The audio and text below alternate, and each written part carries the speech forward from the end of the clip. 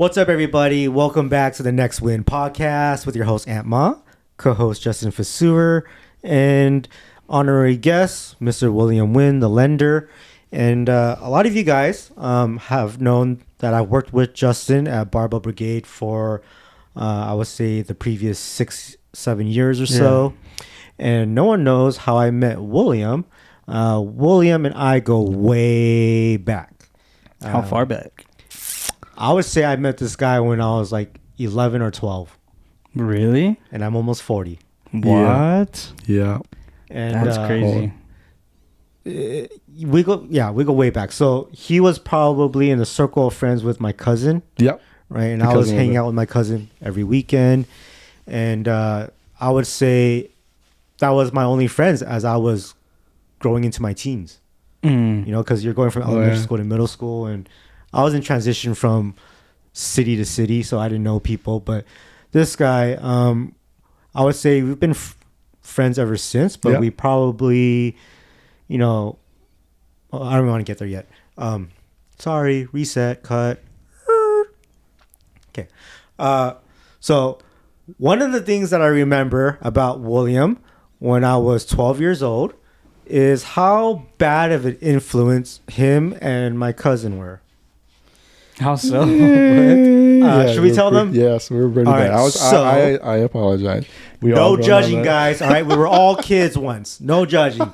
But this guy made me smoke weed for the very first time when I was 12. Whoa. Not very good weed, by the way. It was like stress. So seventh grade, you made me smoke weed. Yeah. Can you believe that, guys? That's crazy. When was the first time you smoked weed?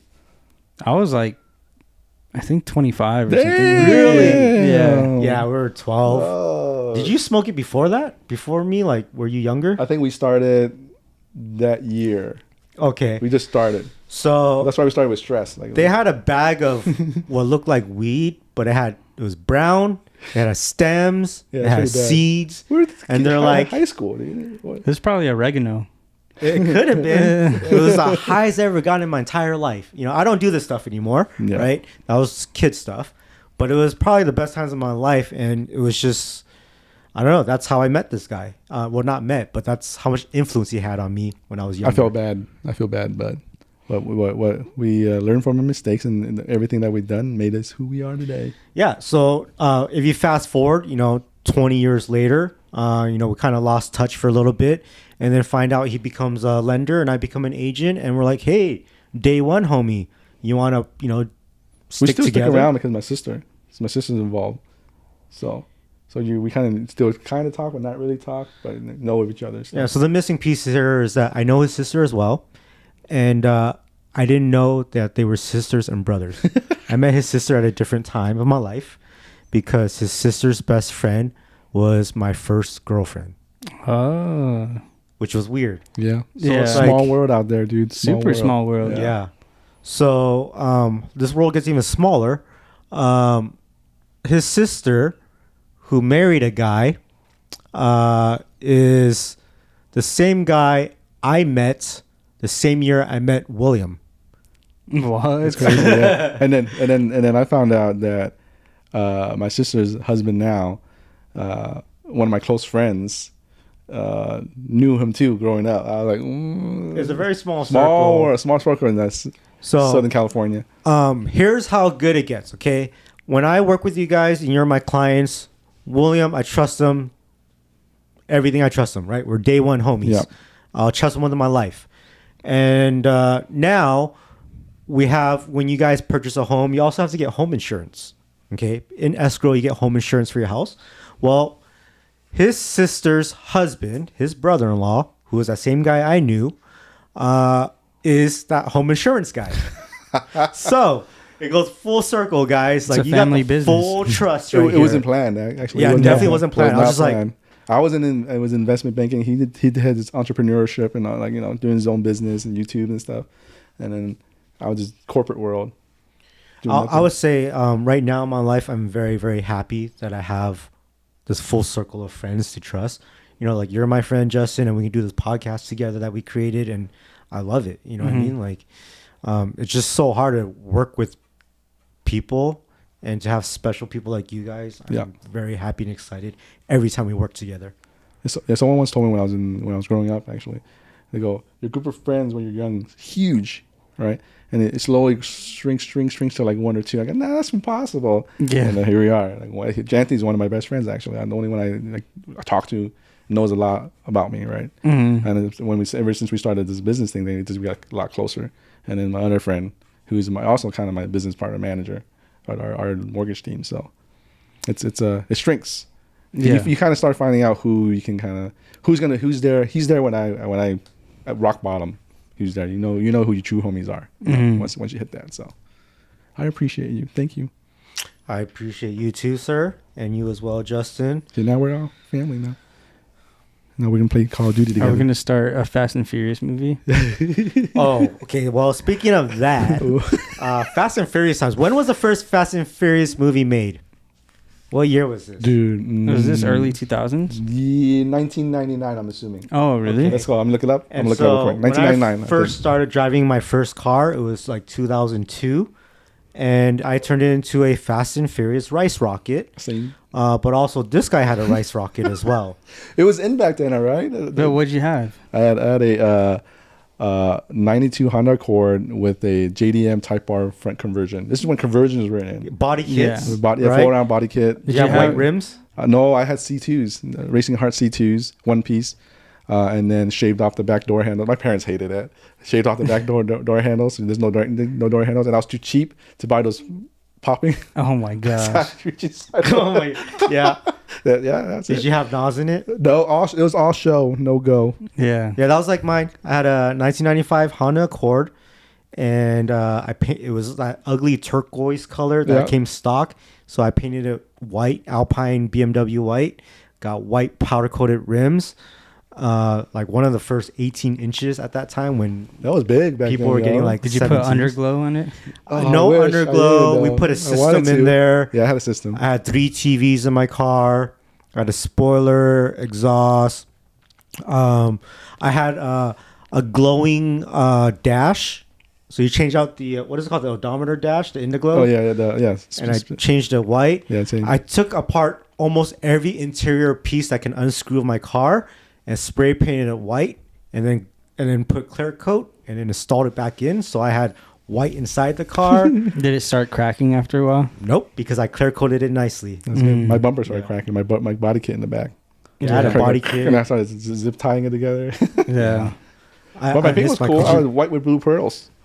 So you look white when you look at angles. It'd be like blue. Did you have like fiberglass like Body kit? No, the subs. Like put the Yes. So, well, I didn't have. I had a sub. Two subs in it. Yeah, we had subs and amps that we would install ourselves. Yeah. Yeah.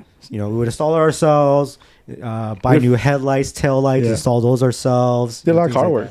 that. And but the thing is, my dad did car audio installations for a long time. So I learned that. From this conversation, you can definitely hear the passion coming from us. But at the same time, it was the stupidest era of financially because, you know, and my parents said this all the time. I just never get it. They're like, why do you want to paint your car? There's no value added to it. Yeah. I was like, because it's nice. It's cool. Right?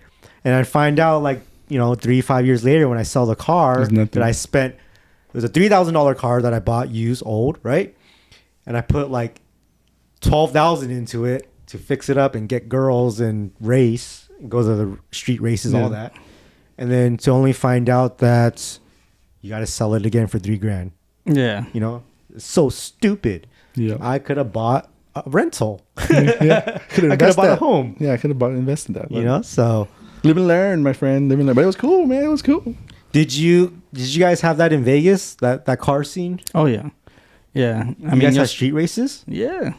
So I think, in my opinion, the street races back then with us were a lot safer than what they have now, dude. Oh, the ones where street takeovers. Yeah, street takeovers way bad. Yeah. No, so after meeting you, I never went to the races with you. We were just racing people, right? Like at the Rose Bowl Stadium and like doing things like that. But I was actually going to the Ontario street races. Ooh. So you meet up at a gas station, and all of a sudden everyone just knows where to meet up, right? Yeah. And everyone meets up at the gas station. There's like 50 cars. One guy rolls out. You know it's time to go. So now you have a whole line going of like 30, 50 cars, and you end up at this one map. and this map. So everyone starts perpendicular. It's exactly like the Fast and Furious show. Exactly like that. Along the streets. And then now you got one guy who's going all the way down to make sure there's no cops, one guy on the other end, and now everyone starts racing. Everyone just usually watches, right? And then the funnest part is not the races. The funnest part is when the cops come. Yeah. And everyone goes, cops here. Everyone bones out, and you just run away from the cops, drive off from the cops while they're chasing you. And now all of a sudden you end up in another map, and you reset. And it's like every 10 minutes, you're like avoiding these cops and you're racing, get like about 3 to 5 races in. Yeah, everyone's just standing on the side. And nowadays, these kids making circles, getting run over. Like, dude. Now they're doing the circles. And, yeah, they're hitting people. At least we're actually racing for someone for money, too. Man, I mean, it's just, when I see those videos and I see someone's leg get run over, it's a little satisfying to watch because I'm like, you know it. Why did you do it, man? Yeah. You're so stupid. Yeah. Remember when Spinners came out? Oh, yes. I always wanted it, but Didn't your 20s? Yep. Your cousin had it. Yep. Yeah, it's a fad. It's like right now car wraps. I think car wraps are a fad. Yeah. Oh yeah, for sure. Because you pay like $4,000 to get them on, and then it starts ripping apart in like 4 years. Yeah. Damn, it's a lot of money. It is a lot of money. And I don't really like it either. I mean, I want to do it every day to my truck, to be honest. Really? I would only want to do it on the roof. And the same color as my car, only to protect it. Because when you wash it, it's hard to get washed up there. So I have to put something to protect it. And that does make sense because, a lot of the more practical now. But does it protect it? Well, the paint comes off. Yeah, it protects the paint. No, the thing comes off from the paint. It doesn't mess up your paint. So when you rip off the wrap after like 10 years, you have like pristine I don't know about paint? 10 years, but yeah. I don't think anyone especially in the Vegas heat. Oh, yeah. Like, I'm curious. That might mess it up. But I don't know. Crazy, man. Well, that's a lot of life stories that you guys have heard from me and William, and also a little bit of Justin. I hope you guys can reach out to us if you're looking for a home, because we are some down-to-earth people. You know what I'm saying? We all learn from our mistakes, and I think we grew from it. And then everyone goes through those phases, right? Yeah, of course. And then we just grow from it, and now we know how to do better and stuff. So yeah. All right, guys. So email us. You'll see it in the description box.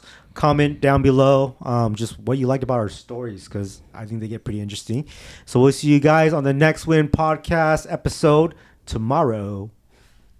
Next win.